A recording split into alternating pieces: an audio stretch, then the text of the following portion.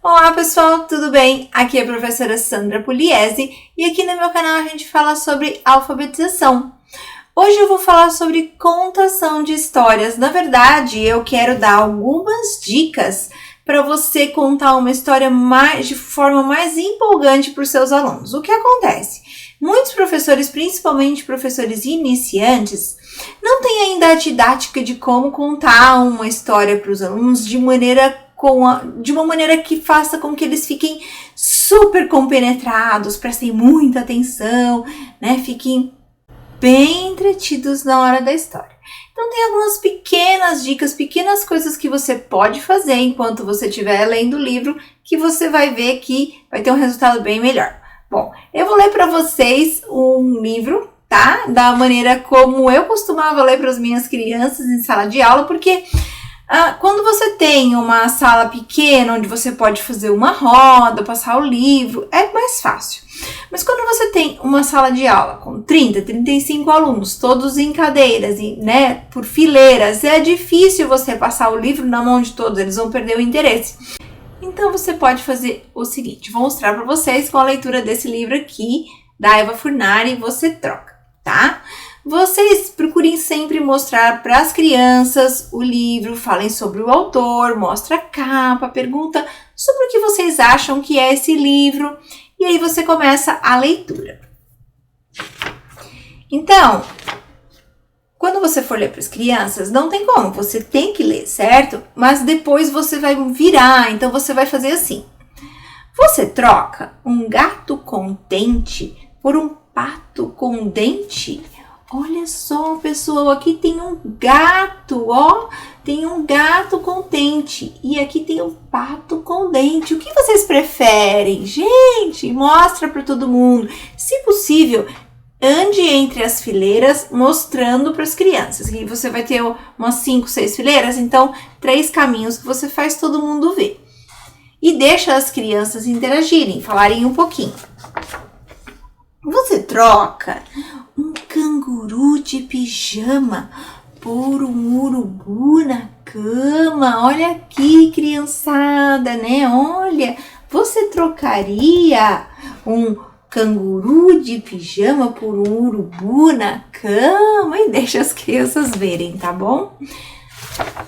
Você troca! Outra coisa, vocês perceberam a entonação na minha voz? Coloquem sempre uma entonação dependendo do livro, né? Então aqui é um livro para falar, você troca, então vocês podem trazer isso para a voz de vocês. Se for um livro que tem um diálogo, vocês podem fazer vozes diferentes, as crianças também gostam, tá bom? Você troca um coelho de chinelo por um joelho de cogumelo. Principalmente para as crianças menores, essa entonação na voz ela é muito importante, principalmente e também o seu rosto, né? As expressões do seu rosto. Eu já vi muito professor lendo assim. Você troca um coelho de chinelo por um coelho de cogumelo.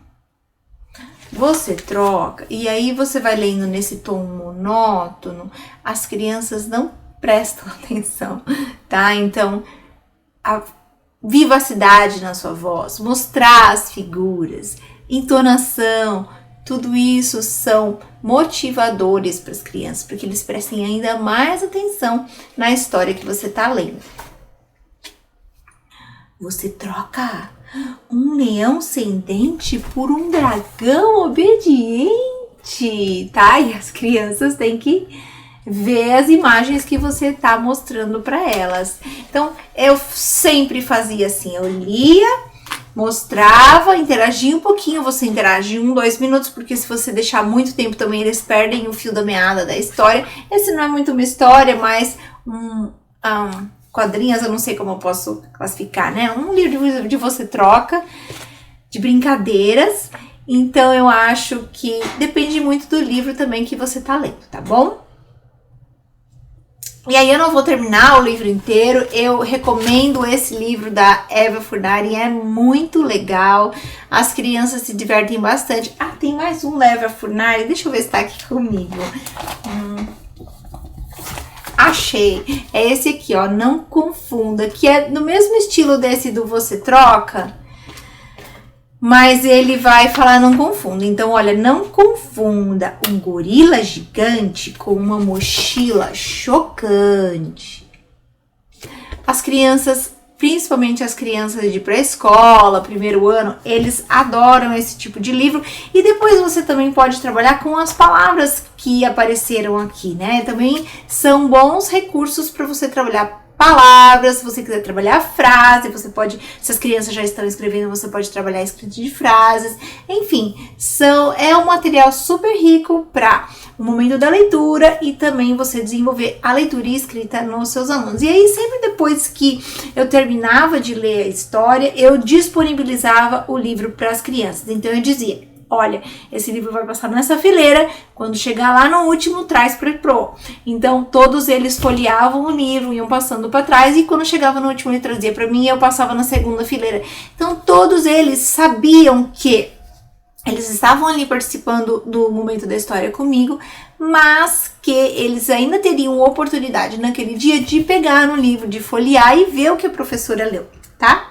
Então é isso, eu acho que essas são as principais dicas para você tornar o momento da história um momento mais motivante e interessante para os seus alunos. Bom, essa foi a dica da semana, eu espero que tenham gostado. Um grande beijo para vocês, pessoal. Tchau!